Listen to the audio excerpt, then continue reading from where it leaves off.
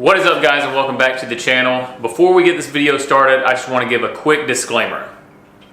This video is not intended to be a DIY video. This video is from my perspective, and in this video I give you my tips, tricks, tools, techniques, manuals that I use, and even some of the mistakes that I made. Now, this video is over an hour and a half long, so in order to help you navigate through the video, down in the description box below, some of the main items that I feel needed to be pointed out. I put chapters for each one of those, so if you need to skip ahead to one of those, feel free to do so. Now, as I said, this is not a DIY video, but I do believe that it is going to be a very helpful reference for someone that is thinking about tackling this job. So with all that being said, I also encourage each and every one of you to do your own research, in addition to also looking at some of these videos online for helpful tips and tricks. So without any further delay, let's go ahead and jump into the video and start taking this thing apart.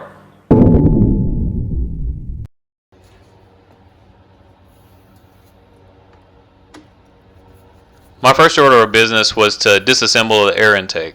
Now, I have a K&N cold air intake on my Xterra, which will look slightly different if yours is stock. However, there should not be a huge variation during extraction. First, I took off the filter from the tube and disconnected the sensor. Off camera, I unscrewed the bracket holding up the tube from underneath and disconnected a hose connecting the tube to the engine. Finally, I separated the tube from the throttle body, freeing it completely and allowing it to be removed.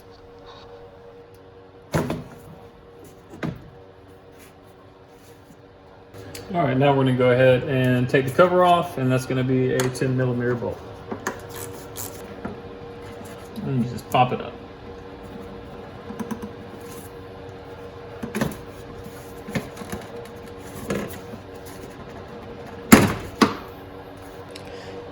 Alright, so I was going to get ready to take off the throttle body here, but I noticed that these two lines right here, these are actually coolant lines. So I don't know how much coolant is actually in those. And like I said, this is the first time that I've disconnected all this stuff.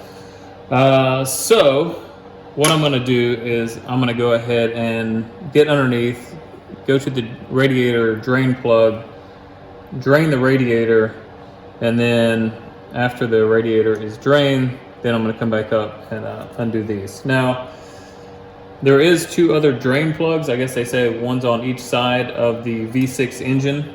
I'm not going to mess with those right now, just because I don't know if I need to. Now, if I do need to, if there's excess coolant within the system, then I'll go ahead and do that. But right now, I'm just going to go ahead and get under, do the radiator, and then come back up here and finish taking off the throttle body, and then we can finish taking off this intake plenum as well. So let's get under the truck and drain that coolant. Alright guys, so we're up under the vehicle now. There was an underbody cladding right here, but it was 4 10mm bolts, and it's pretty easy. Just go ahead and take those out, and then it comes down. And then this right here is our drain plug under the radiator, and it is a Phillips. So we're going to go ahead and unscrew this, let it drain, and then after we unscrew it, we're going to go up top and take off the radiator filler cap. Alright, now I do have my glasses on because I don't know if this may spill everywhere. I've never done this before. Go ahead and stage our pan underneath and open this thing up.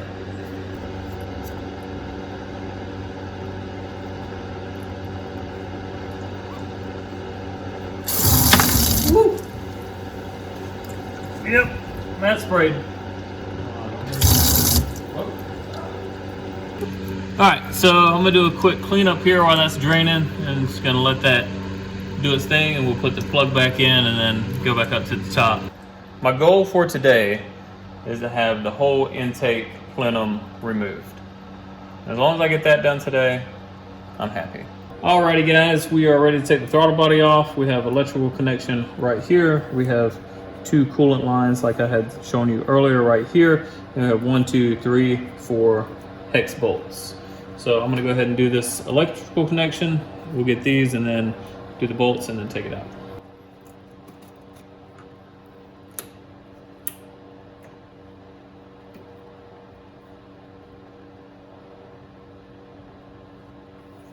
All right, those are going to be hard to access, so I'm going to go ahead and take the battery out, which I probably should have done at first, but I'm going to go ahead and do it now. All right, so I was able to get this coolant line off by using this, just the ends, just very lightly holding the end and kind of going back and forth and working it back. Because the last thing you want to do is rip that and then have to replace a good hose. This one underneath here is a little more difficult to get to. So what I'm going to do is I'm going to go ahead and take off the throttle body, and then once I have it off, use these to get a better angle on it and then help it come off.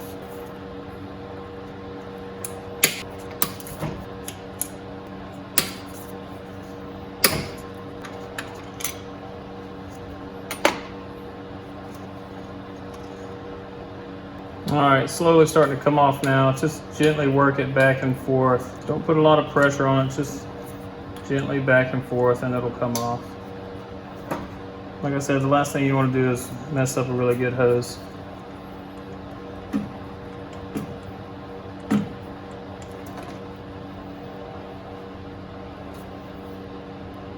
All right, so throttle body is off. Make sure that you keep these bolts with the throttle body.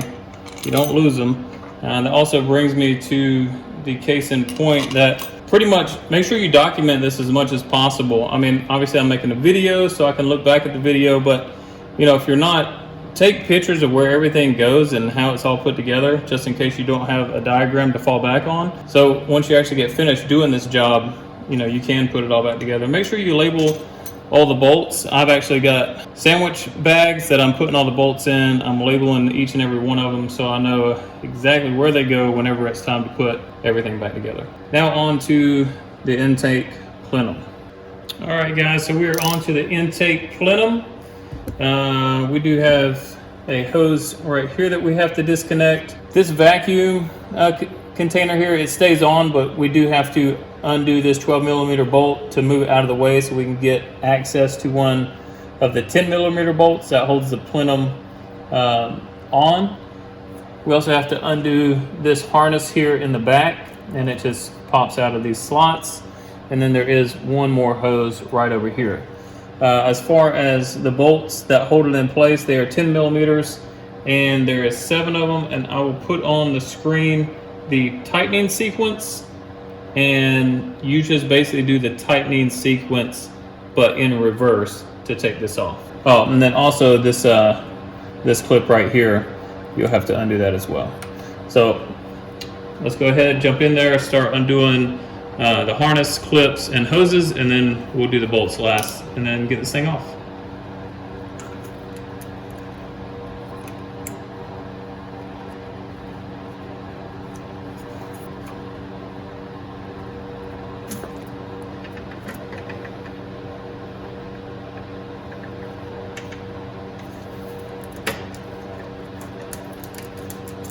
There's actually going to be a hose that's all the way in the back that's clamped in there. So after we get all 7 bolts out and we start removing the plenum, we'll go ahead and address that hose at that point in time and disconnect it. And that should be it. And we should be able to take the plenum off after that and call day 1 complete. All right, so we're going to start here. Like I said, this stays attached with the plenum, but for the purpose of getting access to the bolts, we got to take this one off. So I'll detach it now, but whenever I get the plenum off completely, I'll just screw it back on. Just set that to the side right there so you can get, there's a bolt right there that you have to get access to. So it just helps with that. I do have my long extension on my ratchet just so I can make sure that when you start getting down in here, you got enough clearance. All right, so we're going to do this in reverse firing order.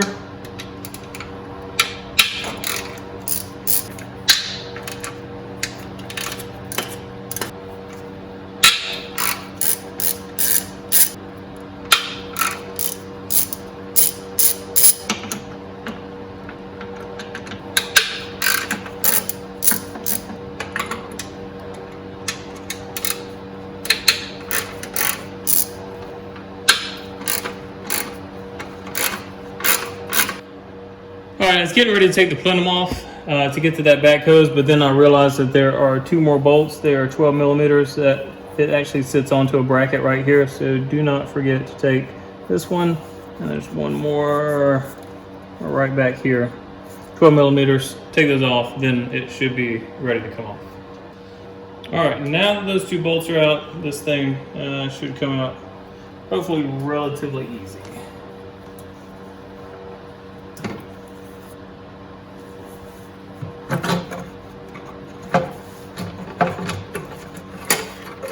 There we go. Now we're just going to set it here so we can get access and go ahead and disconnect that hose right there. All right, guys, so as you can see, I've already taken off the plenum and I've stored that out to the side along with all the bolts that went with it, tagged in a baggie. Now I put this painter's tape over top of the holes because obviously you don't want anything falling in there, and before I did that, I cleaned around all the surfaces. I would say we're probably somewhere between 2 to 3 hours in right now. I will say one of the things that I've taken away from doing this today is that each and every part that I'm trying to take off, I try not to rush it, no matter how expensive or inexpensive it may be. I'm trying to treat each piece as its own unique part to this complex system. All right, guys, and that is going to do it for day 1. Like I said, I got to where I wanted to be today. Hopefully tomorrow I'll be able to jump right back in here where we left off and then continue with this and obviously film it for you. See you tomorrow. What is up, guys, and welcome back for day 2. The goal for today is to basically get all these brackets, all these hoses out of the way for today. Also get this fan shroud off, and then if possible start taking off the belt and then some of these pulleys. I went ahead and did these 2 little brackets. Now they are plastic and they seem very fragile. They actually have bolts that attach them to this front casing, so if you want you can just unbolt them, but if you're very careful, I had a flathead screwdriver that I just kind of got in here and was able to wedge it and open it. But like I said, they are plastic, so just be careful whenever you take those off, and then they come right up. And after you disconnect them from this side and just move them out from the front of the casing, along with the bracketry and all this other stuff. Again, this is a lot of bolts, this is a lot of parts here on the front, so just make sure that you're taking those pictures so when you go to reassemble everything, you know where it's going to go. All right, so let's get started taking off this bracketry.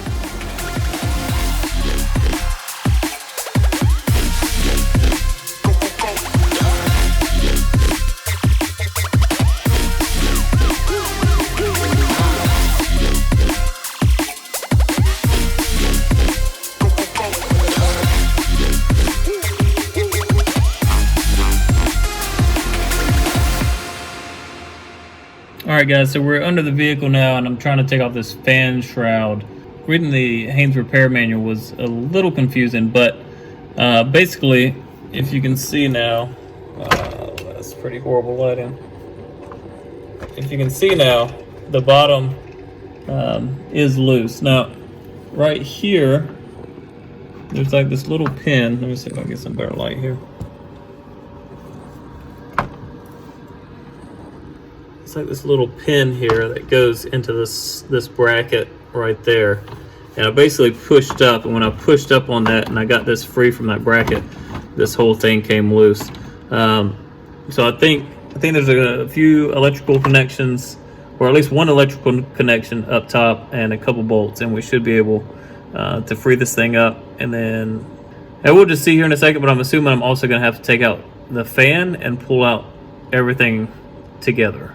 So we're back up top, so if you can see, this thing is pretty loose. Now, it says there's an upper and lower, and I don't know, I couldn't see where the upper was and the lower was. I didn't see that there was a difference, so I'm not going to worry about it. Here is one electrical connection. So this is, I guess, a secondary fan if you have air conditioning in your vehicle. That's what this is for. So I've already undone this part of the harness, so we're going to take that out, move that to the side, and then it's just 2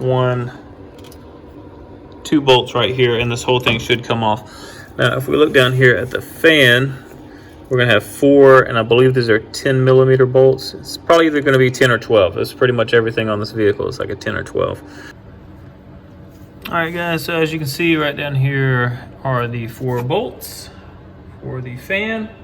So I'm gonna take my 10 millimeter wrench here, and we're gonna go and break these guys free. And just a top tip, it is close quarters in here, so if you have a 10 millimeter ratchet, that would probably work out a lot better for you. In order to get this pulley to turn, to get to these other bolts, we're gonna have to take tension off of this.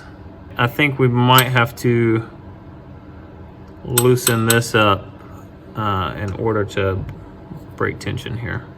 Basically, this tensioner right here, if you just kind of grab it like that from above and just shove down, using some pretty good force, it does loosen the tension, and then you can get this belt off one of these pulleys. So I use this one, the power steering pulley, to get it off. And then now the whole assembly here will move freely, so we can get to all these bolts that we need. All right, guys, finally got it all out. So this is some of what you have to do. So this is there actually was a bottom to it. This is the bottom fan shroud. If you see here, there's one kind of plug in right there, and then also this kind of slots in. You know, so basically it would go on the front up in there. So there's one of the places that it slots in, and there's the other place that it slots in. Looking down on it, it actually looked like it was one solid piece. But once you get that one out, and take those 2 bolts off at the top, then basically that frees that up, so then you can get access to that secondary fan. And then it has 1 bolt at the top. It just kind of places itself, and you'll see the brackets down there at the bottom. So after you get that 10 millimeter bolt at the top, you can kind of wiggle it free. Make sure you're not hitting the radiator when you bring it out. But that you can move away from the radiator, and then you can pull that straight up out. And then once you get that one out of the way, then you can get this big piece around the fan. But also be careful again whenever you bring that up, that you're not hitting it against the radiator and messing up any of the fins. So this is what it looks like right now. And we have come into a small issue where 3 of the 4 bolts have broken free easily, but this last one right here seems to be stripped. So I'm gonna work at that. I've already put some PB blaster on it, and just gonna keep working on that until I can get that thing loose. And then once I get that loose, I'll be back. All right, guys, I just wanted to give you a quick update. My neighbor, thankfully enough, had some vice grips, so we were able to get it on that bolt and get it freed up. So I'm actually going to replace all 4 of those with hopefully something that's a little more durable whenever I put this thing back together. All right, and that's pretty much going to do it for today. As far as what tomorrow holds, I'm hoping to get all these pulleys off completely, along with the alternator, power steering pump, and the AC compressor. But we will see. We'll see. As I said, there's no timetable for this. We just want to do it correctly. So I'll see you in the morning. All right, guys, this is the start of day 3. I just wanted to give you a quick recap of yesterday and some things that I did not point out. And then we'll get rolling with this and start taking off some of the pulleys. All right, so this bracket and this bracket right here, which hold the coolant lines that come across, they do have bolts under them. I will be taking these off just to make the casing easier to take off, and then it'll have more of also a flat surface than having these things keeping it propped up whenever I put it on the table. Now there is a seal down here, and you can't see it yet, but once we get to it, you'll be able to see. It looks like it's been leaking around, so I'm definitely going to replace that one. But pretty much, if these covers aren't leaking or show no sign of wear or damage, I'm just going to leave them alone. I figure there's no reason to replace something that's already doing a good job. Also, so I am putting on a new serpentine belt and tensioner, so this will be this whole bracket. I'll be taking off first today, and it's 4 bolts, and then one underneath this little pulley right here.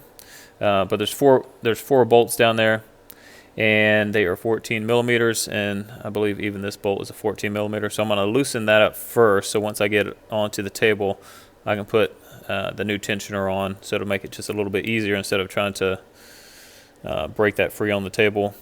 And then also just one thing that I started doing. So basically for any open hole or tube, I've just been putting this painter's tape on to cover it, as you can see. So any open tube, like even back there, we still have, you know, little bugs and insects that crawl around and walk around, and the last thing I want is somebody crawling into one of these tubes in my engine and setting up shop, potentially causing some kind of internal issue. That's just the top tip. You know, if you have something to, like an earplug to either put into them, or if you got these to cover, or even shop towels like this just to stuff in, just to make sure that any opening you have is kind of safe from any insect or bug that may try to make it its home. I'm trying to be as informative as I can be with this stuff. I'll be honest with you, like, this is a lot of anxiety to get this deep into the engine and take off all these parts. And taking off the parts isn't that big of a deal. It's just knowing that once you take off that cover,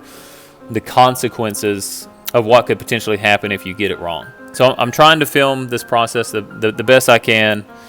Sometimes I just get laser focus and tunnel vision on some of the stuff I'm doing. I forget that I even have the camera on, or that I'm not recording, so I apologize. But anyways, I appreciate you guys watching, and then hopefully this is at least helpful to some extent if you try to tackle this job. So right now I'm going to go ahead and break free that tensioner, and then those other four bolts around that bracket, and then we're going to take that out. Then we're going to start working on, I don't know, probably the power steering pump. And then if I have time today, I'll probably save the alternator to last, just because we have to take off the passenger front wheel and that fender liner to be able to get access to it. All right, so without further talking, let's go ahead, jump in, break that tensioner loose, and then get that bracket off.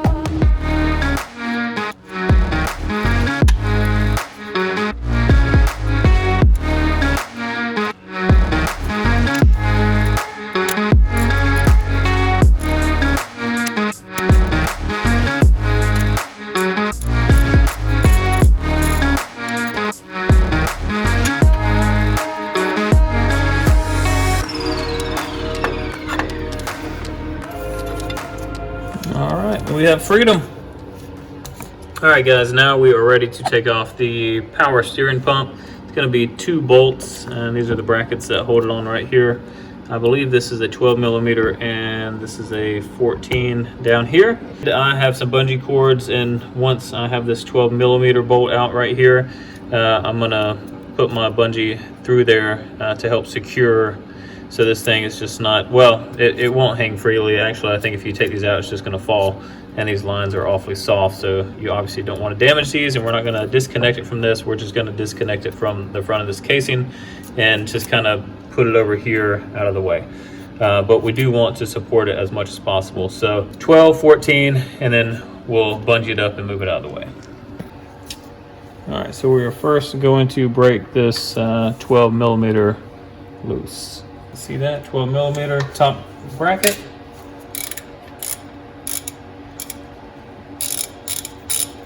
Nice and easy.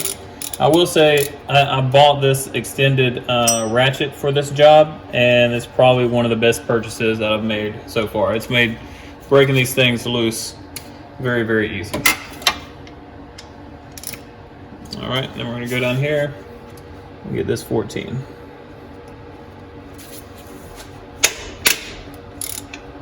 All right, now that we got them nice and loose, I'm gonna go ahead and undo them completely while still holding this up, and then get that bungee in there and secured in place. And I'll bring you back once I have it finished. Alrighty guys, so here you can see I have the power steering pump removed from the brackets. I actually have 2 bungees holding it in place. Not that you need 2 bungees, it's just a redundant system for me. It's really doesn't seem that heavy at all. And right here's the bracket. So there was 2 bolts. There was one up here, and then there's that one, the 14 millimeter right there. There's another 14 millimeter. You actually had to go through these holes to access it. So I'm glad I did that one. And really, because I got that one freed, I was able to move this away. I still haven't been able to move this bracket. So I don't know, it'll be interesting the farther I get into this, like if it's just stuck, if it's just been there for 13 years, if it's actually attached to something else, I don't know, but the bracket was not coming with this. All right, guys, so here is the bracket. So looking at the engine from the front, that's what you're gonna see. Now when you come around through the wheel well, you're gonna have these 2 bolts here. They're 14 millimeters. I only saw this first one initially, and I got it out, and I was like, oh man, this thing's just wedged in there. I started beating it with a dead blow hammer and trying to pry it out, which wasn't smart, so I marred up the front of the case a little bit because it is aluminum, so just be careful about that. But as soon as I got this back one out, this second one is a tight fit, but as soon as I got it out, the whole bracket just fell out. So let this be a lesson to you that to get this bracket out, it's going to be 2 14 millimeters kind of hidden in the back, and you'll probably want to go through the passenger wheel well to get to it.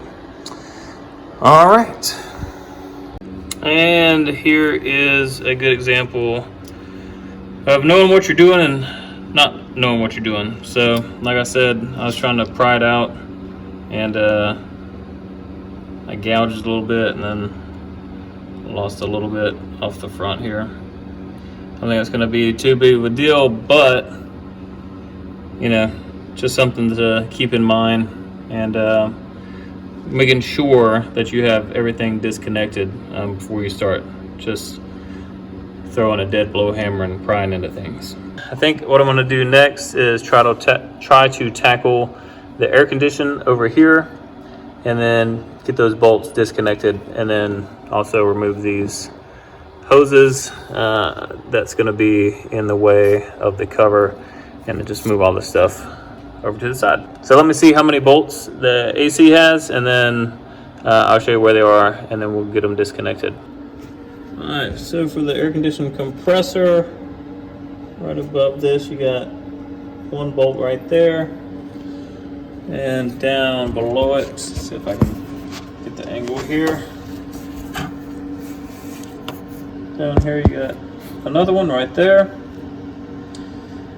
And you also have this electrical connection right there you have to undo, and that's on the top. All right, so compressor is free. I've got it on bungees. Seems to be doing fine. There is only 3 bolts. 3 bolts right here. They're all long. Now, if you look at this picture, it had 1 here, and then it had 1 here. Now, it was pointing to this one at the very bottom, but that's just a nut. It's not one of these long bolts. And I kept looking at it, and I was like, there's no way that connects that to the engine. So if you go right up above it, it's kind of in a notch. That is the other bolt that you need to get right there. That's it right there. Not this one, which this diagram is pointing to. And I kept going back and forth, and I was like, well, I'm not going to do that, because as you can see, that's just the casing. So that makes no sense that you would remove that. But that is the 3rd one that you need. So that one, that's looking up from the bottom. That's 1 bolt right there. That's 2 bolts right there. If you look down on this one, that's that 2nd bolt that I showed you. And then you got this bolt up here up top. These 2 right here are pretty much, I mean, they're in the front, so they're not hard to get to, but it is that 3rd one right there that is a little more difficult to get to. I actually got to it from the top. I will say, do that one, and then do that one first, the bottom bolts. So basically I did the bottom bolts, hooked up my bungee, and then did the top bolt, and as soon as the top bolt came out, like it just hung there. So that's what I would recommend. You can do what you want, but that's what worked for me, and that's what I'm going with. The last thing that we have to do before we put this thing at top dead center and lock it in place is get the alternator out. We're not going to get to that today because I've run out of time and I have to take off the wheel well and all that stuff to get to the alternator. But for today, that's going to be it, and I'll catch you guys tomorrow. Alrighty guys, day 4, and we are getting after the alternator. You do have to take the fender or wheel well lining out in order to access it, and so I just wanted to show you that. So this is the front of the vehicle, this front of the bumper, so you'll have 1, 2 screws right there. You're going to get them from underneath, and you have 3, 4. Up here you'll have a tab right there to be 5, another tab 6, and you have 7, 8, 9, and then you have another one under here which is 10 screws that you have to take out. Let me see if I can show you. That tab right there is actually going to have just one of those clips that you have to take out, and then there's going to be another clip that's going to be up there, and I actually ended up breaking that one. I do have replacement clips, so no big deal. And if this is your first time taking out your wheel lining, look what you get to find: a whole bunch of debris and crap that just fell out. So I'll probably be cleaning this up really nice as well. You can see the alternator there in the back. So I'm going to take a minute, get my bearings, and then we'll go in there and tackle that job. Alrighty guys, we are looking from the wheel well at the back of the alternator. It looks like there's just going to be 2 connections to get rid of here. So right there, that kind of red cap, under that is a bolt. It's either a 10 or 12, and then right back there's an electrical connection that you're going to have to do. And I think after undoing both of those, there's no loom attached to it, so I think after we get both of those completed, we go to the front and disconnect it from the engine. So let's go ahead and knock these out, and then we'll go to the front and see what we have to disconnect. All right guys, so I got the bolt out, which was a 12 millimeter, and then disconnected the electrical connection there. So we are going to go ahead and, looks like that's going to be a 12 millimeter. So this lower bracket is going to be a 12.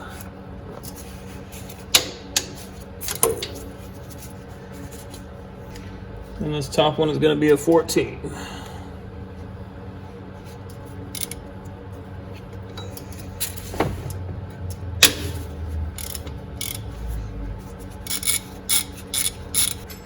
So as we're taking it out, we just want to support it. So what you're going to see here is me on the struggle bus trying to get this alternator out. Now, everything was disconnected, the bolts were taken out. This alternator is just wedged in a very tight space. So I had to continue to rock it back and forth, probably for 10 to 15 minutes, and it finally dislodged from its location. There we go.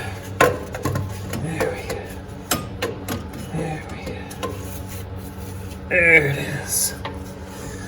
Oh, man. Today that's going to be it. I am still waiting on my tool to get here to lock that in place. And then once that gets here, I mean, the next thing to do is find top dead center, lock it in place, and then crack this thing and get all these bolts off and open this thing up. See you tomorrow. All right, guys, we are day 5 here, 10 hours into this job, and it is finally time to find top dead center. So this is probably the most nerve-wracking part of this for me because so much hinges on this. So I found a 19 millimeter, fits the crank pulley. If you can see that right there, that is the notch where... Through the processes that I used to find top dead center, it became apparent that this notch was not the correct landmark to find top dead center. So I did some research and found the correct landmark that you should use to find top dead center, which I explain later on in the video. There's lines on here, and whenever we get around to it, I'll show you. But anyways, they have to line up, or it has to line up with this. And then it has to be on the compression stroke in cylinder number 1. Now I'm gonna do this 2 ways. Probably don't have to, but I'm going to. So I have a long extension down in there right now. So I don't know if that's on the upstroke or downstroke, but we're going to start rotating this and see if it starts coming up. After it is all the way up, we will then take it out. Then I have a compression tester that we're going to put down in there, and then the next rotation shouldn't give any compression, and then the next rotation after that should. So then that's just, I don't know, it's probably redundancy. Maybe I don't even need to do it, but I'm going to do it. And the more I thought about replacing this or taking this out, pretty much just not going to do it. I'm just going to have to work around it. So enough talking. Let's go ahead and start cranking this. We're going to go clockwise facing the engine, and then basically see what happens with that extension. And then after we do find top dead center, we're going to get under the vehicle, put in our tool, and lock the flywheel in place.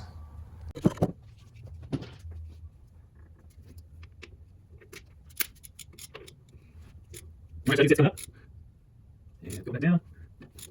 So it sits that should be on the outstroke, and we just doesn't work to each other. So if we keep going.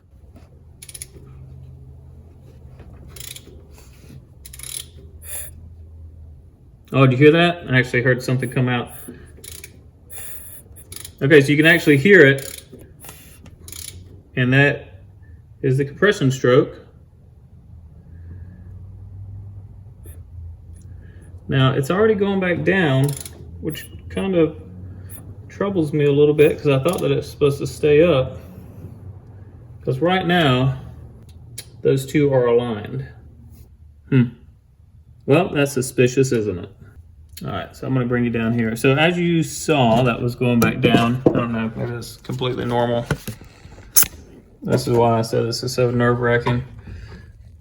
So if you see here, it's this line right here that has to correspond with this one, and they have to be right at each other, which it maybe just a tad hair past it, but that's pretty close. But it started going back down when like that line was back here. So you don't know what that means, but you know, this move back just a tad bit would be right in line with that. And then, you know, we heard, well, I don't know if you were able to hear it, but I could hear like some kind of, not an exhaust, but like some kind of pressure coming out of there, I guess is the best way to say it. But yeah, when I was going around that one revolution, I could hear some kind of pressure coming out of the cylinder there. So I'm assuming that was the compression stroke, which where we want it to be. And maybe that's just all it has to be to know that that's the compression stroke. And then once you get these in line, then you're good. So maybe just going by that thing going up and down isn't necessarily all that important. So anyways, I'm gonna hook up my compression tester, put it in cylinder 1, and then do the same thing again. So on this next rotation, I shouldn't get any compression from the gauge, and then on my second rotation I should, which should mean that is the correct stroke that we're supposed to be on. All right, so we now have our compression tester set up, and cylinder 1 is screwed in. So we're gonna start going around again.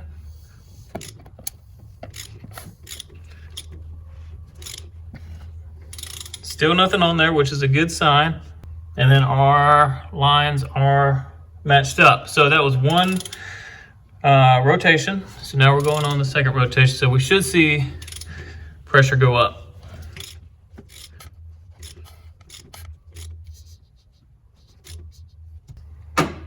And we got nothing from our pressure tester.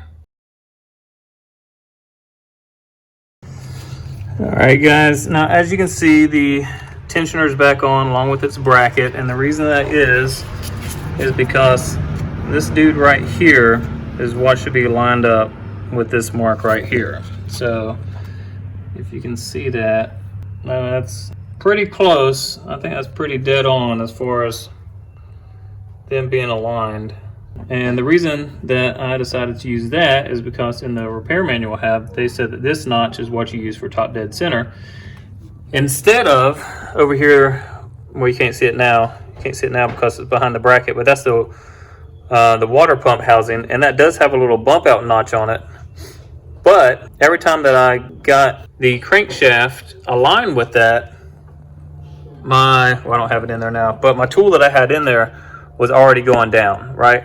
So top dead center, it should, like one, you should hear like pressure building up or coming through the cylinder, and two, if you're using the tool method, the tool should be at the very top and it shouldn't be coming back down, because you want I guess it's the piston to be at the top of the stroke.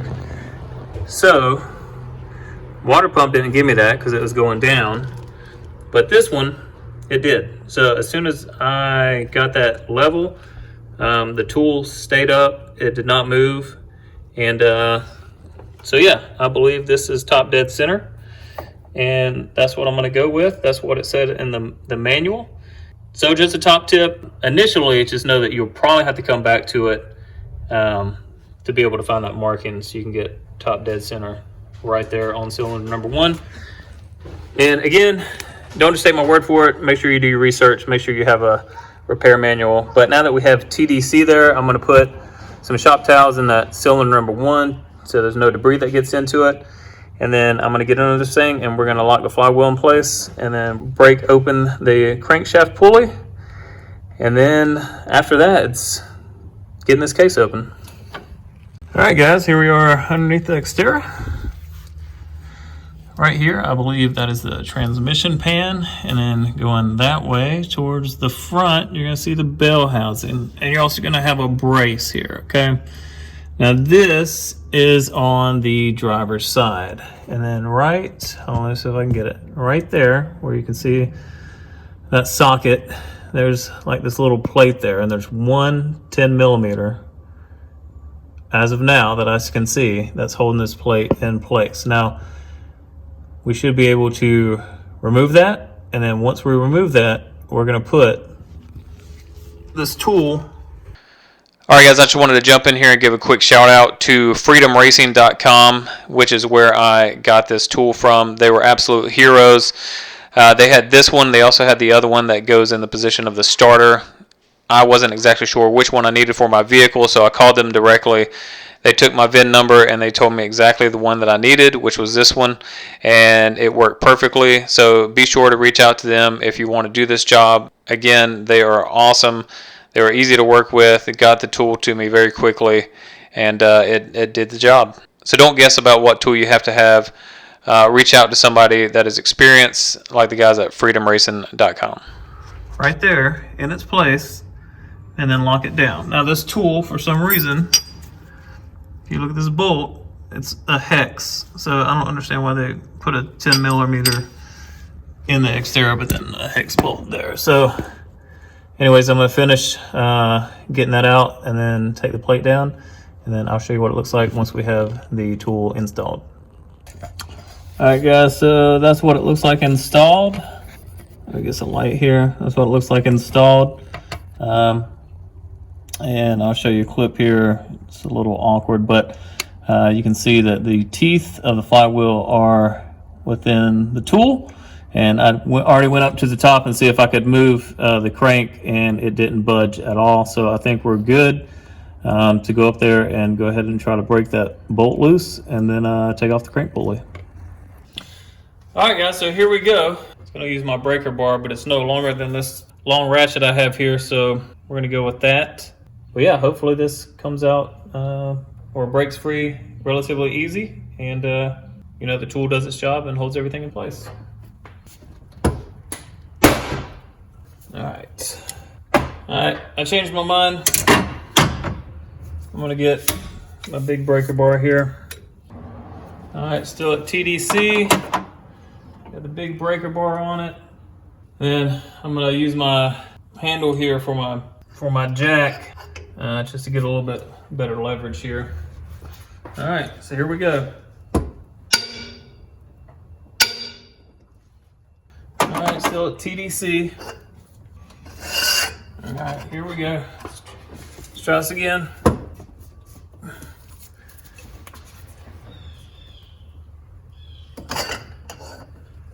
Think they got it. Think that got it. All right, we're gonna check for TDC. We're still there. We haven't moved. All right, we're gonna switch back to the ratchet. Now that we got that broke free. There we go, boys. Got it nice and loose.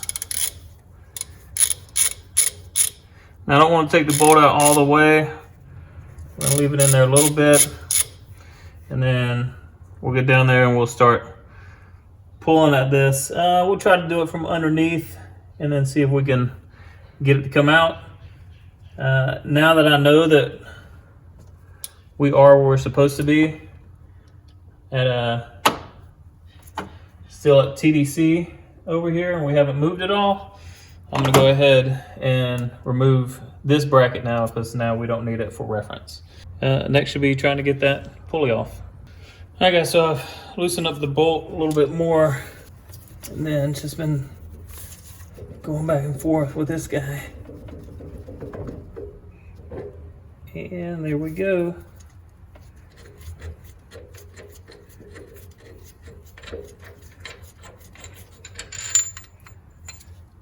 And there it is. Woo! What a beast. All right, I think that's where we're gonna leave it today. That was not too bad. Anyways, that's a wrap up for day 5. It's pretty much what I wanted to get today. All right, so tomorrow we take the case off. All right, guys, today is day 6, I believe. I'm starting to lose count, honestly. As you can see, everything is cleared out of the way here. We will be taking these covers off before we take the main timing chain cover off. But one thing I wanted to tell you real quick, in the manual I have, it shows you the front timing chain cover tightening sequence, and it basically tells you to do that in reverse whenever you're taking these bolts out. All right, so to help me keep this straight when untightening, I made this little chart. So on the tightening sequence, number 25 is the last to be tightened, so it's going to be the first one to be loosened. So as soon as I get number 25 out, I'm going to put it here, because though it's the first to be loosened, it will be the last to be tight, if that makes sense. And so on and so forth. And then as I get these bolts out, I'll get them all the way down to number 1, which would be in this sequence, the last one to be taken out, but it will be the first one to be put in and tightened. I hope that makes sense. So I'm not going to bore you with that. I'm just going to go ahead and take off these covers first. Be very, very careful. This stuff is aluminum, so obviously you don't want to gouge it or bend it or break it or anything like that. So we're going to take them all off and then slowly pry these 2 covers away, and then onto the bolts, and then we'll work on taking off this front timing cover. All right, just wanted to give you guys a quick update. It's been probably about 20 minutes that I've been working on this cover. So I'll just tell you what I did real quick. Not to say that you should do this, but this kind of slips behind the cover here, and I was able to pry it out just a little bit to get my tool in there to start working around. Now, I wouldn't recommend putting a lot of torque on it. And then 2, I was also using one of these to get in there, but I started gouging some of the aluminum. Now, it's not that bad, but I don't know. I just didn't like that. So once I finally got a little bit of space in between here, I started using my pry tools that I use basically for vehicle interior panels. And as you can see, it's pretty chewed up, but it didn't affect the aluminum at all, and it was actually able to get in there fairly easily. So this is what I would recommend. If you want to use metal, that's fine, but you really have to be careful to make sure that you're not, gouging this aluminum and messing things up, especially getting farther into it. Now you can see where that RTV line is going to be, so even if you were gouging out here, probably wouldn't affect it too much, but I don't know. I don't want to really risk that. I don't want to buy a whole new front timing cover. So anyways, that's just that's what I did. Not saying that's what you have to do, but first one's off, then this one, then the whole timing chain cover. All right, guys, quick update. We got all the bolts out of the front timing chain. So 1 through 5 are 14 millimeter, and then 6 through 25 are all 10. So pretty easy. Now, if you see some of these, they're pretty caked. And what I noticed about going around the case, especially down in this area and over in this area, is that it looked like the front timing cover was already beginning to leak in some places, hence the buildup on some of these bolts. So I guess it's a good thing that, one, I'm doing the guides and the chains, but probably also that I'm actually going and resealing this thing because it looks like it was due for it anyways. So I think I just have one more connection right up here, that bolt back there. I believe that is just a ground. So I think that's the last thing I have to disconnect, and then we're gonna start prying into the case, and I'll let you know whenever we get this thing open. All right, real quick, I'm just gonna stop here to show you where I am with this. So I started over here getting a screwdriver in here and just kind of prying it out a little bit, just very slowly, because obviously you don't want to bend or break these tabs. And with that, I started getting this into the groove there. And then it's a slow process, but just remember, like, this sprocket is under here, so be careful when you're going down. Same over here. I mean, you have the timing chain running in there. If you're gonna replace all those components, maybe it's not that big of a deal.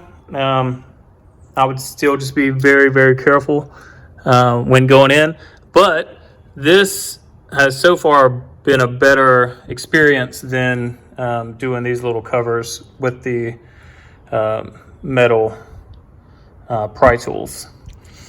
So as you can see, I have 3 of them in there now. So I'm just trying to keep this open and keep pressure all the way across. So as I keep going down, this will remain open, and it'll start opening the sides as I move my way to the bottom. So that's where we are right now. This has taken, I don't know, I want to say like at least 30 minutes to get to this point.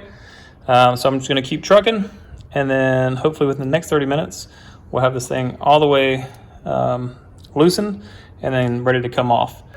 Right there is a bracket. See, it's moving freely now. There was a 12mm bolt in there on the other side there. So that's another thing that you're going to have to make sure you disconnect so this thing will come off. All right, back to it. All right, guys, while I'm under here, I might as well go ahead and show you. So there are 2 bolts that you need to undo down here at the bottom of the engine. So, and this is, obviously that's the front cover right there. So there's gonna be one right there that's already coming out as a 12mm. And then the other one is, let me see here if I can get a good angle. And the other one is right there, right behind your oil filter, right there. It's probably gonna be tight because I think the power steering is right there underneath it. But anyways, that's 1, that's 2, and then probably do that before you start prying. I actually knew about these, but I forgot about them, so don't forget about them. All right, guys, I just got finished getting that bolt out, and as you can see, let me tell you, this has probably been the hardest bolt. So it goes all the way, into the case. I'm hoping that it's backed out far enough where I can still take off the front timing cover, because as you can see, it is bottomed out. And just to let you know, it is a 12mm bolt. You're probably going to want a 12mm ratchet, because if not, you're just going to have to keep taking it off. The space to get that is very, very limited. So just save yourself the trouble and get yourself a 12mm ratchet. It'll help, and you're probably going to need some kind of an extension so you can get the torque you need to break that thing loose. It was a chore. All right, so now back to the cover and try to get this thing off. All right, guys, we did it. We are where we need to be. Now this is gonna end it for day 6. Basically getting all this stuff off took 5 hours, so we're now at 17 hours in on this job. If you look here, without even taking these off, you can see that the guides are wore down. And you can go ahead and see here, this one's already wore down too. So they were correct in that it needed to be done, so I can't be mad at Nissan. They were pretty far down there. All right, so that's it for today, and I will see you guys day whatever. I don't know if you can hear it, but I'm gonna need a new idler pulley.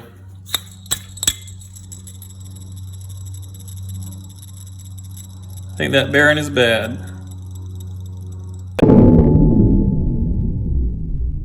Alright guys, this is day 7, I believe. As you can see, there's our tube in there, and yes, I removed the metal bit. I know I kept going back and forth about it, but whenever I put this cover back on, the last thing I want is to try to work around something that's sticking out of the engine. I should have videoed it, but I didn't. So I basically use this long needle nose pliers to get all the way in there to unclip it. And I use this bad boy, which is 4 hoses specifically. I just grabbed the hose and broke it free from the metal pipe, and then I pulled it out. So I'm hoping it'll be just as easy getting it back in there. If it's not, I will definitely let you know.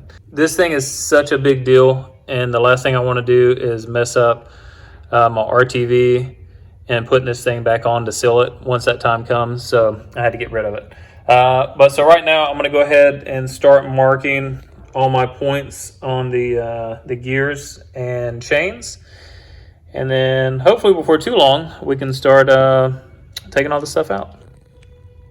In order to clean the timing cover, I used a combination of carb cleaner and wheel cleaner. However, in hindsight, I would have preferred swapping brake clean for the carb cleaner, as it breaks down oils and build up better. Cleaning the timing cover served 2 purposes for me. First, I cleaned it as preparation for reinstallation, and 2, I wanted it to look as good as possible when back on the Xterra. In the end, it was a significant improvement. So as you can see, I've been cleaning up the timing cover. I actually washed it yesterday because there's so much crap on the front.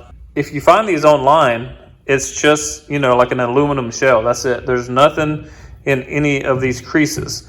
So, and then if you also look at the image that shows you where you need to put RTV on the casing, it's over top of each one of these grooves. So I just feel that cleaning this stuff out is going to give a better maintenance surface, because the RTV will be down here in the grooves of this, along with clinging to the mating surface of the rest of the engine. So I decided to go ahead and clean all of it. It really wasn't that big of a deal.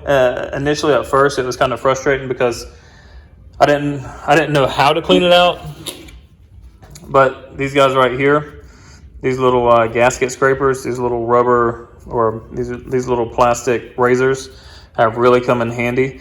And basically you just get them down in there and you just dig it out. I did the whole case and even the VVT covers last night. I don't know, maybe like everything front and back, and those 2 covers took like 30 minutes. So when I get this done and I put the RTV, the last thing I want is a bad seal. So that's one reason I decided to take that pipe out. That's one reason I'm going in such depth with cleaning all these grooves out, basically to have a good mating surface and to not have any issues in the long run. All right, so I'm going to jump back on the engine and start marking stuff, and then I'll catch you up later. All right, guys, here we are, exactly where we want to be. I have gone ahead and marked the driver's side. I put a D on those. I put a P on these. I shouldn't get it mixed up, but I just wanted to make sure. Put all my marks within the sprocket, the chain, and on the actual backing. I also did the same for the crankshaft sprocket. And yeah, ready to go ahead and break these free. They are 17mm bolts. Everything, the tool is still locked in. No tension has been taken off of the guides whatsoever, so all the tension should still be on the chains. So hopefully we won't have anything skip, and the hope is that the bolts will break freely, and then we can go ahead and start disassembling this and then put on the new stuff. So let's go ahead and break these bolts free.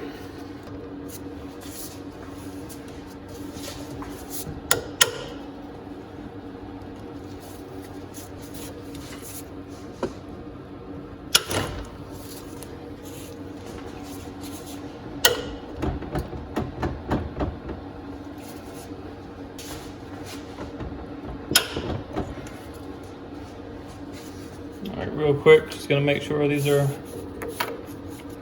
nice and loose.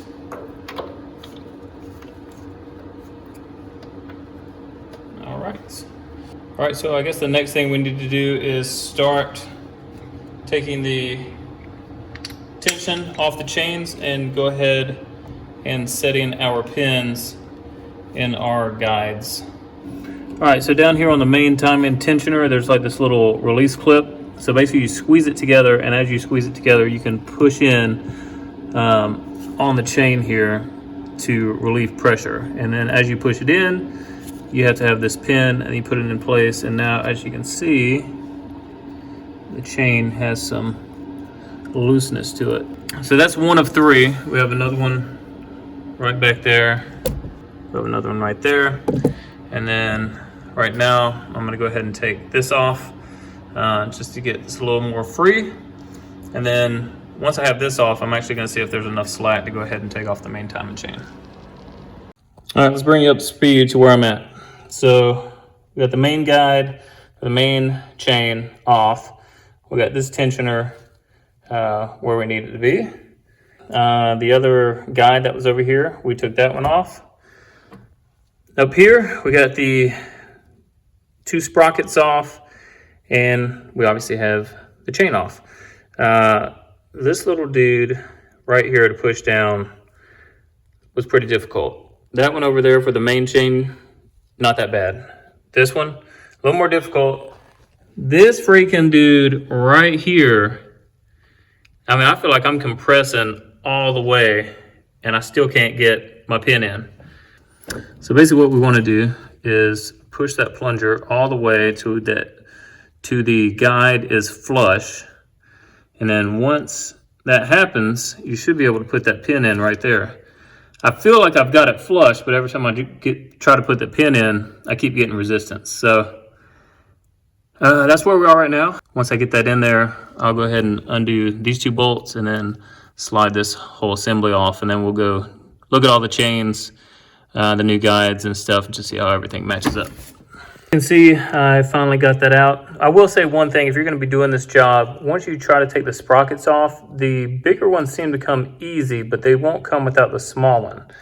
So on both sides, what I had to do is I just had to take a little screwdriver and just kind of get behind a little bit and then just pry just a little bit, which gave it a nudge, and then it freed itself up, and then you're able to slide both of those sprockets off rather easily. And then in order to get the guides off, I basically had two small screwdrivers that I put here in the front, and I just kept kind of prying it up, and then it eventually popped off. Now, if you see closely here,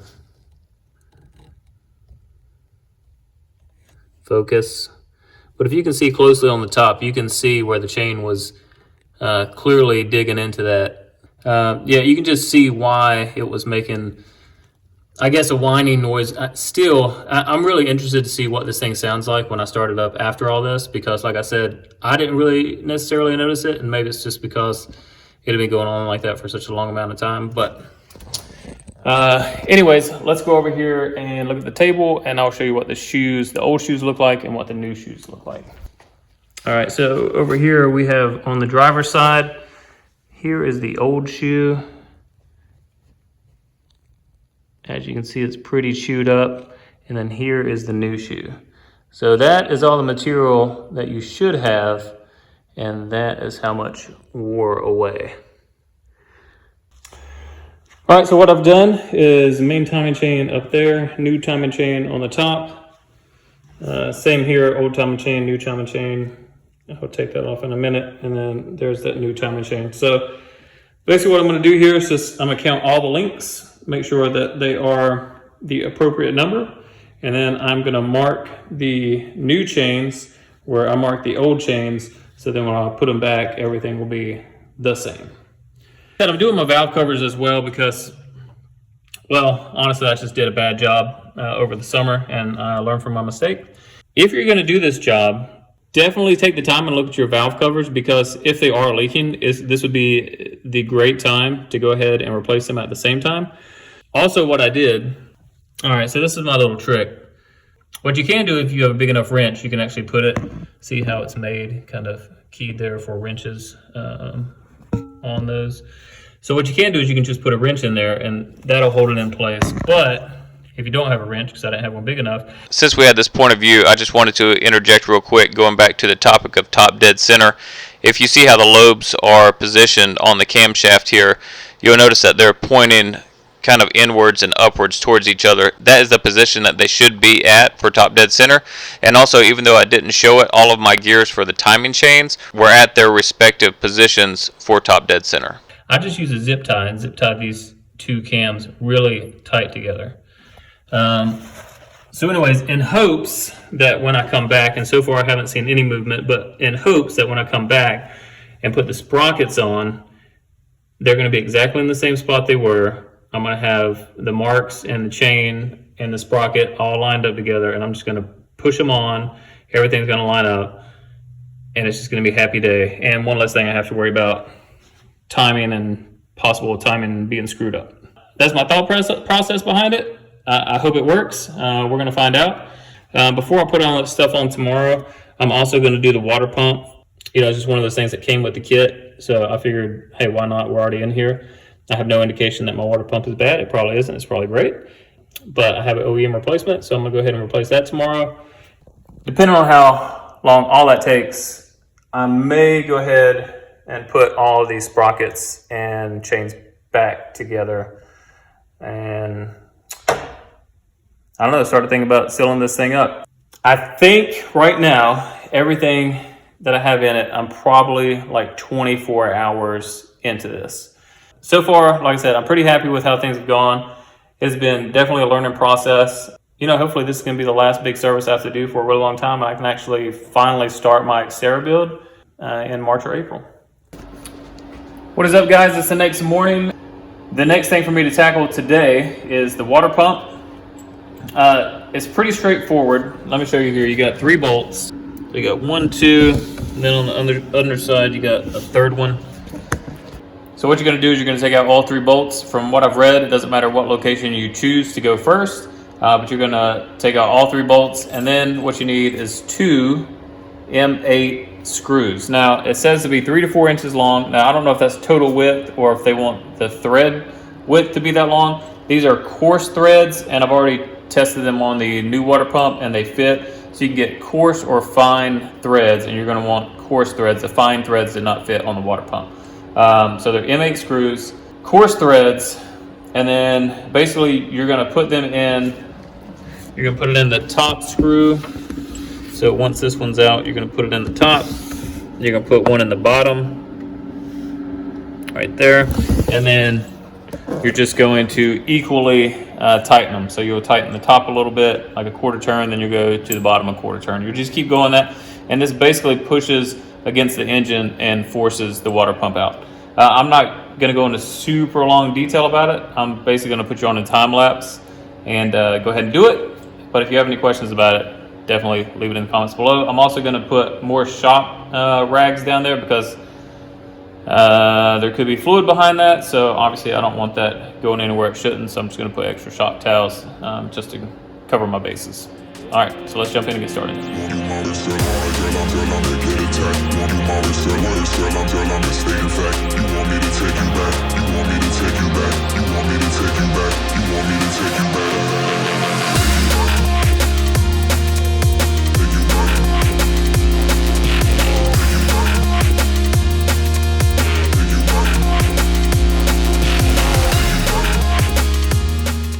Alright guys, now as you saw, a lot of antifreeze came out, a lot of coolant. So I did not drain the block. Now in the instructions it said to drain the block. I didn't. So just word to the wise, if you're going to do it, either drain the block or, like me, put a whole lot of shop towels underneath it, because the last thing you want to do is to get that down in the oil pan.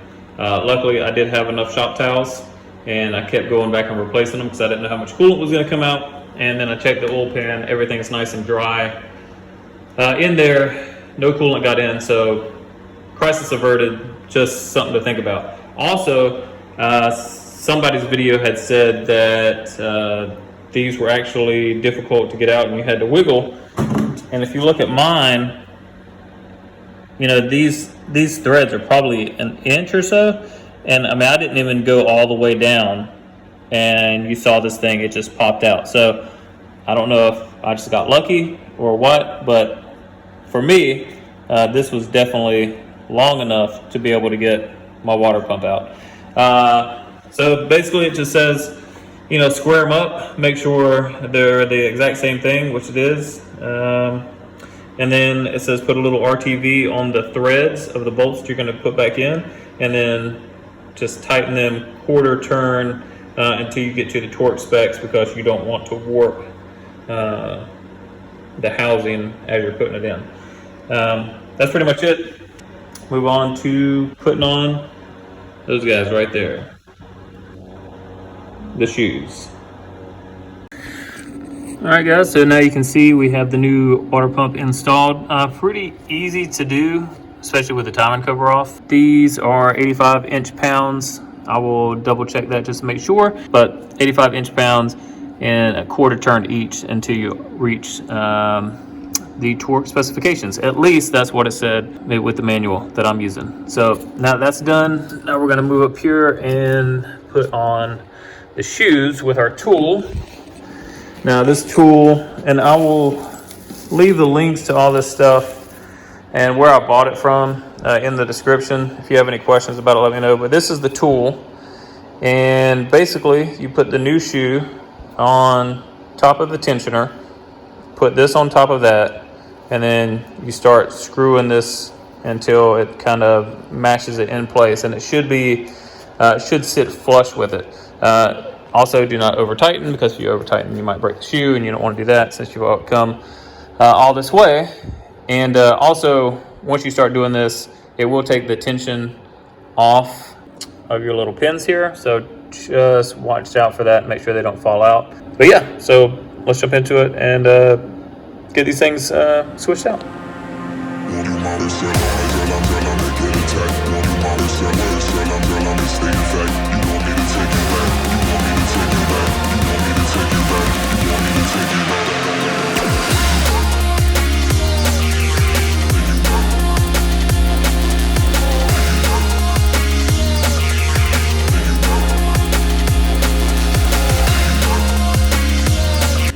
So right now, as you can see, the tension is off of this. So it's compressed pretty good, and just looking at it, looks like it's pretty flush. So I'm gonna go ahead and try to release this and see if the shoe stays on.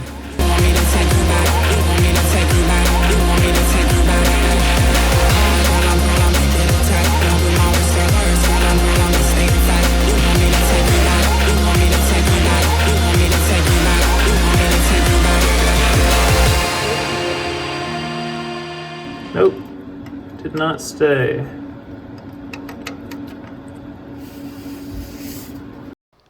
So this is my many attempts to get the tool to keep the shoe on top of the tensioner. However, either the tensioner was too marred by the chain and it just wouldn't allow it to grip onto the shoe and stay in place, or the tool is just crap. So either way, after so many unsuccessful attempts, I took the tool off, put the shoe on by hand, and I've had no adverse effects since. Alright guys, I just got finished doing these guys. Let me tell you, so as you can see, right, it's hanging there upside down all by itself, right? That one's in place. These things, at least from what I can see, like, they don't like lock into place or click into place. So like, honestly, I think that tool is not worth it. And my tool was so tight holding on to that when I loosened it back up after I'd scrunched it down, the cap came off with it because the cap was so wedged in the tool. So I don't know if it's a defect on my tool or whatever. Honestly, I don't necessarily think you need it. It is on there. It is level. And I think once you put the chains on it to tighten it down, then it'll be even better. But you can see, you know, you can just look at it and see that it's flush.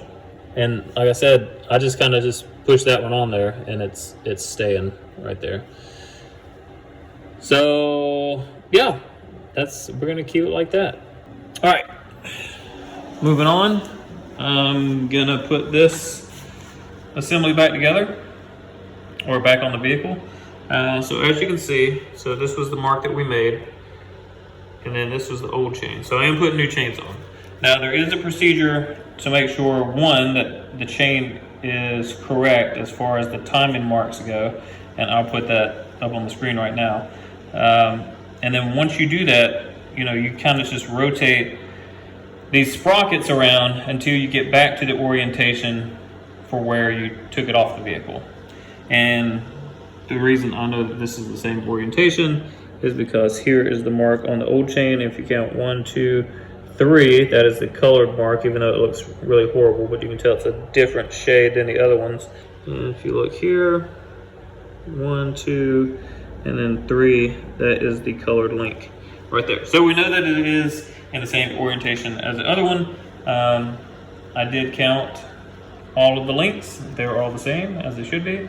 So we're gonna go ahead and put this on right now and make sure everything lines up where it was, and I'll show you how it looks afterwards. Hopefully it should just slide on and over the guide, and then we can release pressure on the guide and then let it put pressure on the chain. All right, just to show you again, as you can see, the marks all line up all the way up, and then again 1, 2, 3, and that's exactly where everything should be. It seems to be sitting on the new guide nicely and even. I guess now if I wanted to, I could release the tension on that, but I'm gonna wait for that. I'm gonna go ahead and put in the other one over here.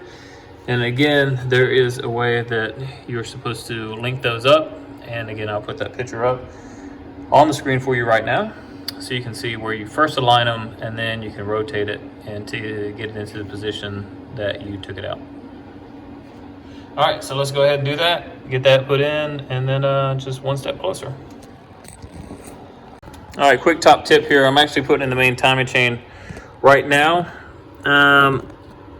So with my other one, the correct marking was here, which was 1, 2, 3 spots away.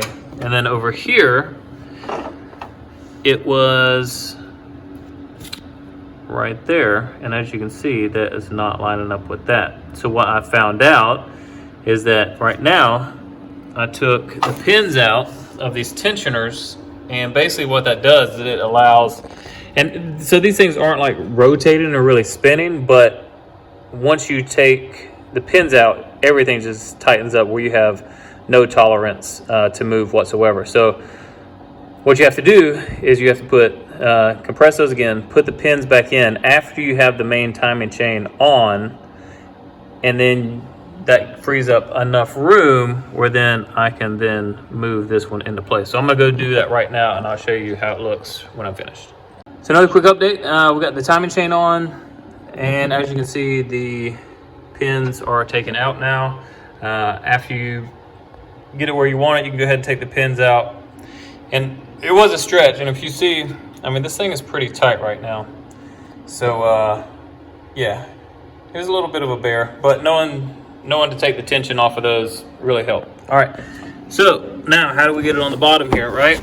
So if you can see here, let's see if we can line that up. If you see here, the colored, the colored one is lined up with that, which is exactly where it was before. So all 3 points that I had are now exactly where they should be. And you're probably like, hey, why you got a zip tie there? Well, I took the main tensioner off. Real quick, I just wanted to jump in here and to say that you do not have to take off the main timing chain tensioner. And if you do so, just remember that there is a gasket behind there that you will either have to replace or you'll have to RTV. Now, it just so happened that my main tensioner was malfunctioning, so I put a new one in, so it worked out perfectly. But just leaving off the main timing chain guide should allow you enough flexibility to get the main timing chain around the crankshaft sprocket. Over here, which gave this main chain enough room to then easily get around the crankshaft sprocket down there. And then also here on the water pump, as you can see, all the teeth are nice and where they should be. All right, almost forgot. So to address the zip tie issue, why I have a zip tie on it, it's keeping the tension there. So the spots on the chain are exactly where they should be, and they're not moving while I'm getting the primary tensioner fixed to go back in. I think after that's done, there'll be enough pressure on it where it's not going to move down there, but I didn't want it to go ahead and move while I'm doing this. And then also it keeps the chain out of the way for reinstallation of this tensioner.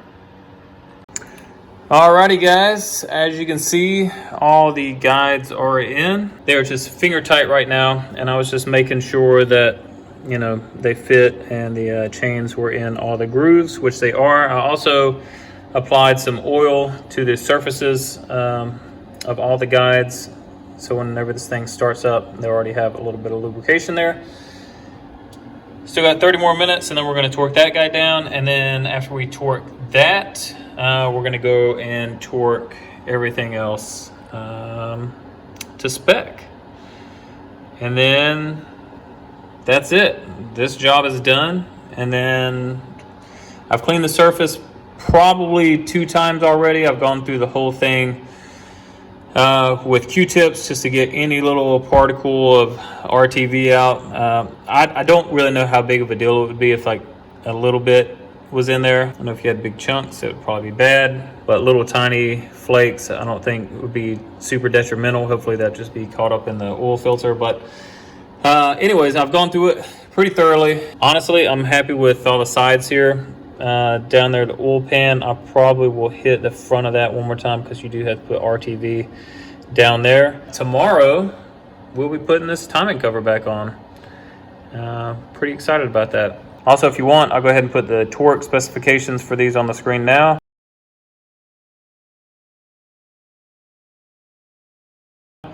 And then for all the guides, I will have them listed down in the description below for what torque specs my manual calls for. All right, I will see you guys tomorrow to put this cover back on. It is the next day. As you can see, I have all the hardware back on. I got the new tensioner in. You know, it's interesting. So this one isn't pressing out as much as the other one was before, but at the same time, you know, it was a lot older and there was more slack in it. And then also some of these guides had some wear in it. So not really sure, but as soon as I pulled that pin, I mean, it shot out. So I'm pretty comfortable where it's at right now. And it actually pushed this guide out. So anyways, it feels good. I'm happy with it. Everything's torqued down. I will go through this area one more time just to make sure I've gotten all the RTV and like any dirt particles that might have fallen in there. I'll take out the rags, make sure that the oil pan down there is completely clean. And then the timing cover I've already cleaned thoroughly.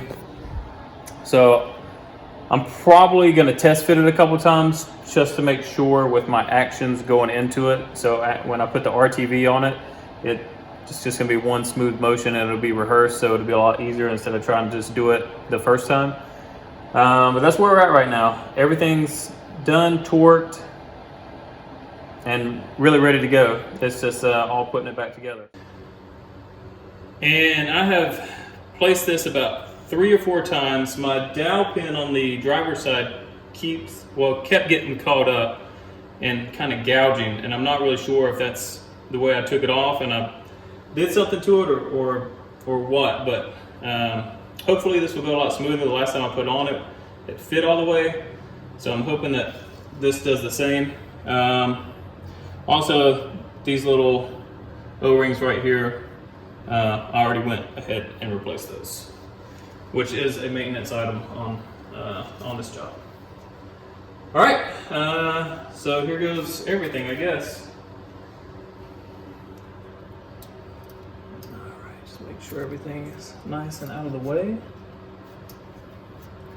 Not a lot of places you can hold this thing.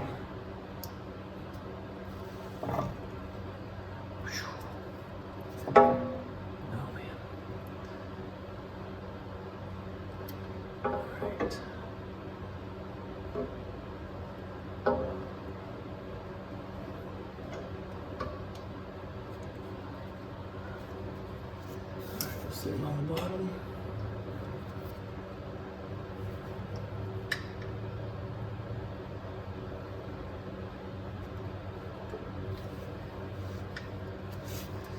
All right. See how we're looking alignment wise? Looks like it's looking pretty good.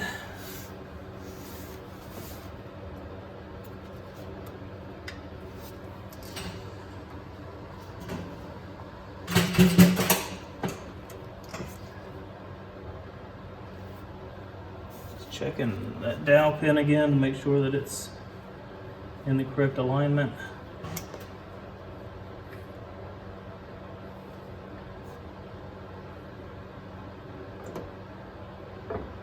Yeah, looks like it's fitting perfectly. All right, I'm gonna try to tap this thing in and see how it goes.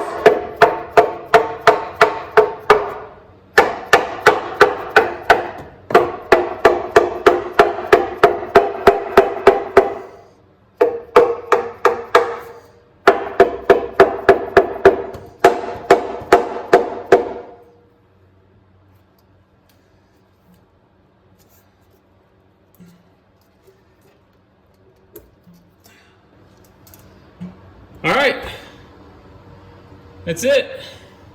I think we've got it. I think we got it.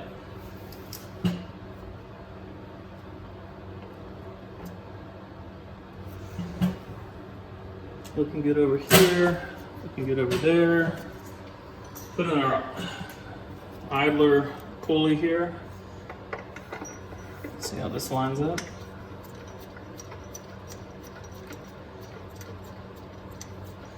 Nice and smooth.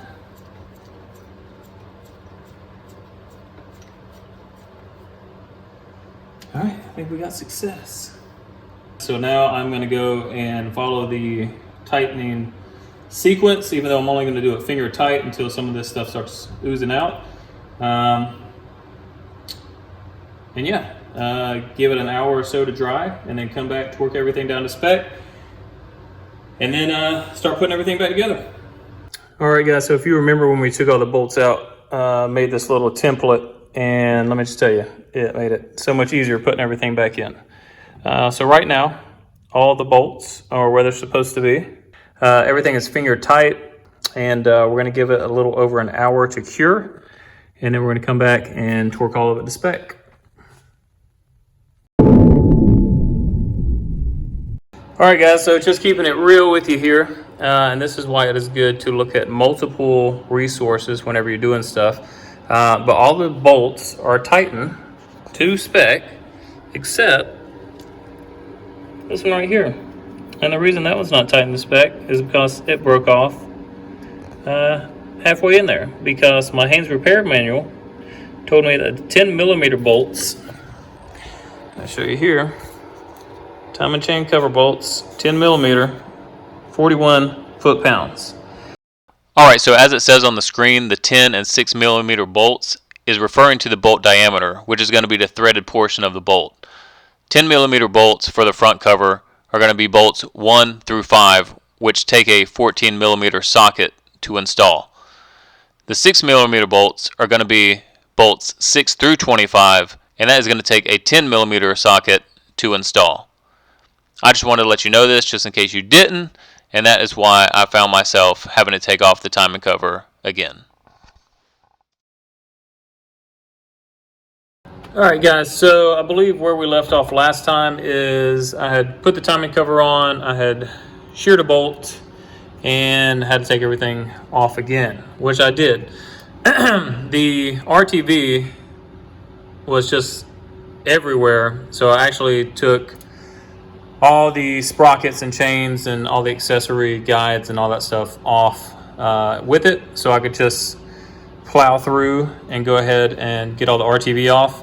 The mating surface looks really good now, and I'll just tell you something, and you may already know this, but brake clean, I basically took a Q-tip and had it doused in brake clean, and as as I went through scrubbing, I would put the brake clean on over top of the RTV that was left, and then as I used my plastic razor, it came off effortlessly.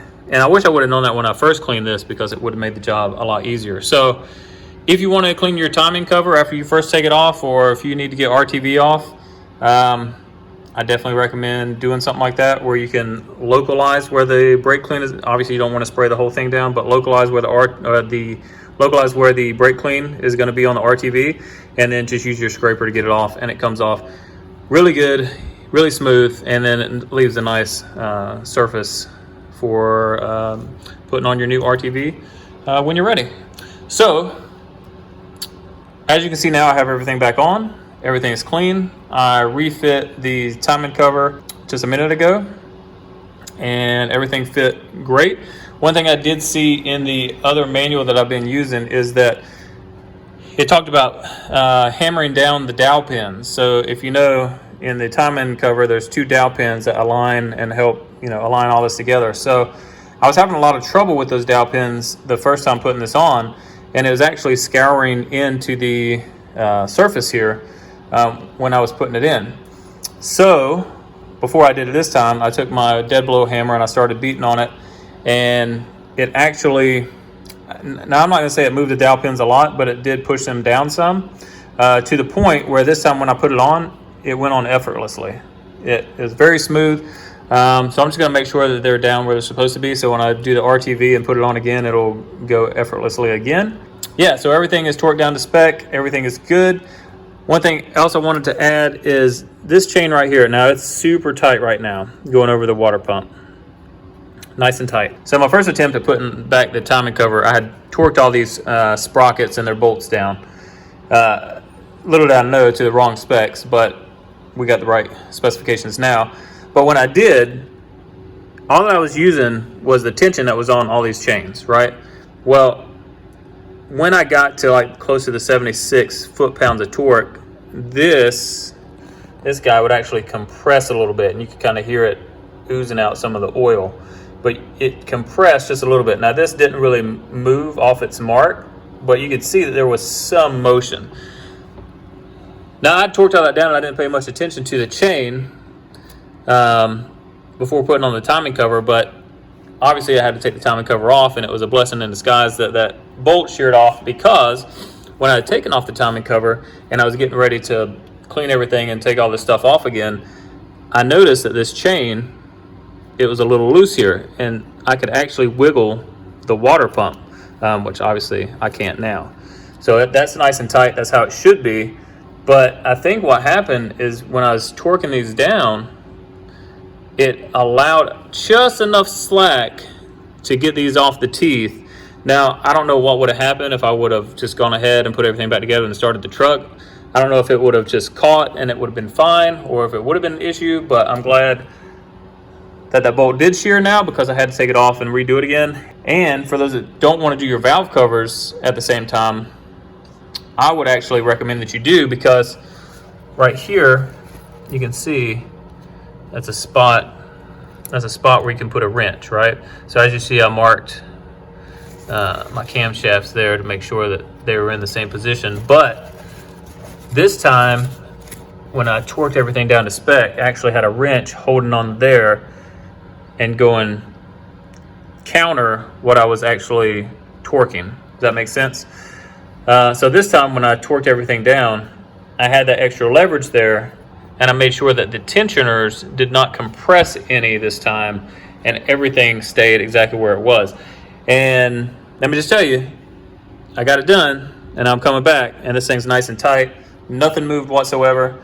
So I guess that's just something to think about and to consider, is that I think, the chains and the tensioner should hold everything tight. However, I think it does allow for a little bit of play. And like I said, maybe that's not going to matter once you start it up. Maybe everything will catch and be good. But for me, I wanted everything to be nice and tight once I button this thing up. So just something to consider, something to think about. So if your valve covers need to be done, go ahead and do them anyways, and you'll just have that extra little bit of protection once you're torquing everything down. Just make sure they stay in place. All right, so the next thing that we should be doing is putting on the timing cover. but confident that everything is torqued to the specifications that it should be. And then once we get it on this next time, we're gonna start wrapping everything up, put on those valve covers, put on all the accessory stuff, and then start this thing up and get it running for good. I did put the crankshaft bolt back in because what I want to do is I want to turn it and make sure everything works smoothly before I just bolt it back up and then think everything's all right. And as long as all that looks good, we're going to go into cleaning the surface one more time, doing the RTV, and go ahead and sealing it up.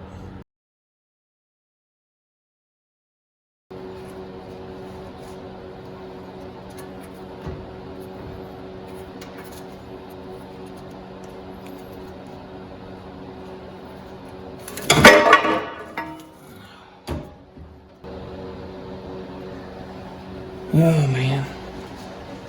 All right, so here after dropping the timing cover, I go back just to make sure that there's no damage or RTV where it shouldn't be. Everything looked pretty good. I checked the timing cover again. There's just a small amount of correction that I needed to do to my RTV bead, and then the timing cover was ready to reinstall back onto the engine.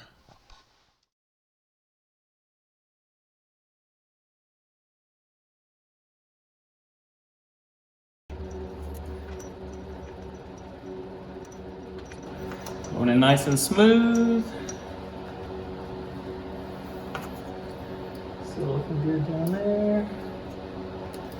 All right, that's it. Now time to start putting the bolts in numerical order, the sequence that they're supposed to. First to 25th. We'll just do them hand tight, and then we'll come back in an hour after this is set up, and then we will torque it to spec. Alright, so per the tightening sequence diagram, I reinstalled the bolts 1 through 25, making them just finger tight until some RTV started to squeeze out through the creases between the timing cover and the engine, and I let it sit for a little over an hour and came back and torqued all the bolts to specification. What's up guys, I just wanted to stop real quick and show you something about these cam time covers. These guys right here that go right on the front of the timing cover over the larger cam sprockets. If you take these off, there's going to be like an O-ring right here. I actually ordered an O-ring kit. That kit came, but it did not come with the correct O-ring. Even in the repair manual that I'm using, and even the Haynes repair manual, the O-ring that you need, at least I haven't found it. They even have a diagram of the engine kind of exploded so you can see all the parts and stuff like that. Even in that, it's not labeled. When I had ordered the seal kit for the timing cover, I thought maybe something had changed in the last 14 years and they changed the way they did things and they don't use the same O-ring that they used before, and it's just a regular O-ring. So if you look here, these are just regular O-rings. They fit around it, but they don't really fit in the groove. There's actually a groove right there. And you can, I don't know if you can see, but like one side is kind of pinched right there and then the other side kind of bulges out. So I've actually taken these off a couple of times. Long story short, those are incorrect.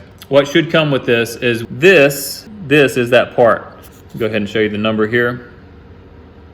Looking at the O-ring and seeing how it was pinched on one side and bulged out on the other, I knew that something was wrong and I didn't want to run my truck like that. So last night I did some extra research. I found out that there's a guy in some forum, he did like an exhaustive list. I'm going to leave the link and all the list of everything he said that you would need for this timing job in the description below. He put that in the list. I looked it up. It's exactly what I needed. I called Nissan today. Nissan, initially they gave me the collared O-ring. They wanted to give me that, and then I kept trying to explain that that's not what I needed, but I needed the O-ring that went on this. And just like me, on the diagram, which is the only thing that they use, they couldn't find it anywhere. So I gave them that part number, and then once they looked the direct part number up, it came up and I was able to get it. I think at Nissan these were like $8 or $9 a piece. If you go online, I found it on Amazon, you get 4 for like $9.50. If I would have known that at the time, I would have done it, but I need my truck in the next couple days, so I gotta do what I gotta do. So anyways, I just wanted to share that with you. All that stuff will be in the link description below. Just something that will hopefully help you not have to go through the same mistakes that I have countlessly on this job. All right, so I'm gonna go ahead and clean these up, clean up the surface, put the correct O-rings on, and reinstall these.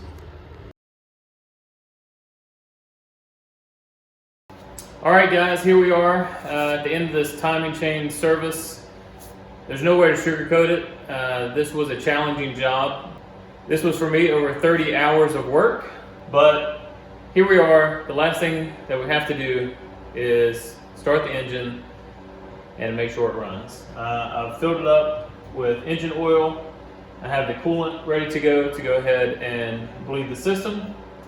So let's go ahead and hop in the truck and turn it on.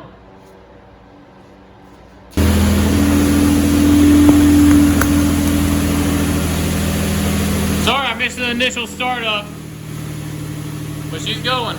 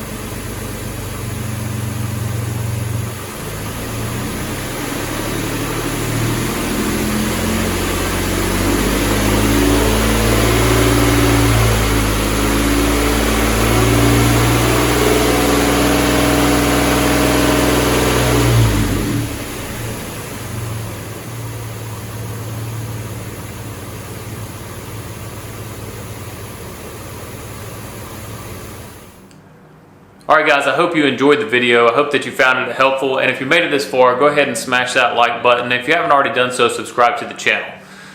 Now before I end this video, there are a few things that I want to share with you that I used that I thought really helped me through this service. So the first thing I want to talk about is brake clean. It definitely helped clean up any of the oil, buildup, residue that was on the timing cover or around the engine. Also along with that, with cleaning the timing cover and the surface to make them back together, the brake clean along with microfiber towels and those plastic razor scrapers made quick work of the job. So another item that really helped me on this job was an underhood light. This light right here was imperative to me doing a good job on this service. I think you can pick a light like that up at Harbor Freight for around 35–40 bucks. Also another tool that I didn't have initially at the start of this, but I got during the service, was a large ratchet. Now this made quick work of all those 14mm bolts that were torqued to a little bit higher spec. You really don't need them for the 10 or 12mm bolts, but for the 14mm bolts, and then also helping to ratchet out the crankshaft bolt, it made fast work of all those jobs. Now another tool that I did not have when I first started this job was vice grips, and if you remember when I was taking out my fan, one of the bolts, the head had stripped and I wasn't able to get a good grip on it. Luckily my neighbor had some vice grips and he suggested to me that I go ahead and get a pair myself because there's probably going to be some point within this job where I'm going to need them again. And sure enough, when I sheared the bolt off, if I wouldn't have had vice grips, I wouldn't have been able to get that little piece out of the engine.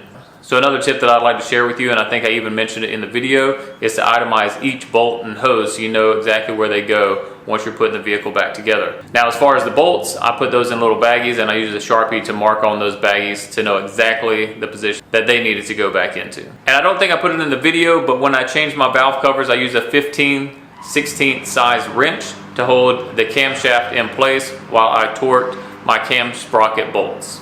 As you have seen during this job, most of the bolts that you're going to be putting back in are 10 or 12mm size heads. And most of the torque specifications on that are below 20 foot-pounds of torque. So one of the things that I invested in was an inch-pound digital wrench, and it came in clutch throughout this whole job. If you don't have one, I would highly recommend picking one up. Also, last but not least, are the correct service manuals for this job. Now, I do like Haynes Repair Manual. It has done me well in the past, though there were a few torque specifications that it left out for this job. Now down in the description box, I have left a link to the other service manual that I use. It is from Nissan, and it was a vast improvement over the Haynes Repair Manual. Alright, so that's all I got for you guys. Again, I hope you really enjoyed this video. I do hope it helped. If you guys have any questions whatsoever about the video, please leave them down in the comments below. I'm always willing to help, always willing to reach back out to you. Also, if you guys are doing this in real time and you need some live feedback, make sure to hit me up on my Instagram, where I'm very responsive and I am more than happy to help. Make sure you stay tuned. I have a lot more Xterra content coming. Soon we're gonna be hitting some trails. You don't wanna miss that. And as always, thank you for watching.